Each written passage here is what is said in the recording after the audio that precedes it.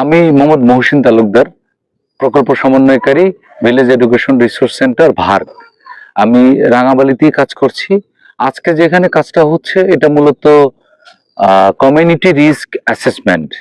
এই গ্রামের যে ঝুঁকিগুলো আছে, জলবায়ু পরিবর্তন জনিত ঝুঁকি এবং রাস্তাঘাট এবং এখানকার সমস্যাগুলো নিয়েই মূলত অ্যাসেসমেন্টটা, রাইট।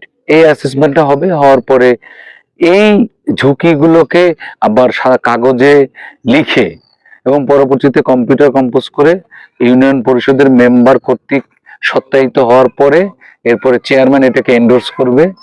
করার পরে চেয়ারম্যান মহোদয় দুর্যোগ ব্যবস্থাপনা কমিটির মিটিংগুলোতে এই বিষয়গুলোই আবার ফলো আপ করবে, যে কোনটা হলো কোনটা হলো না, আবার কোনটা সরকারের আরো উপরে পাঠাতে হবে।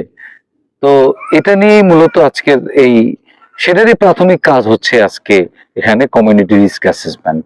RN TV নিউজ 24, সত্যের সন্ধানে মানুষের পাশে।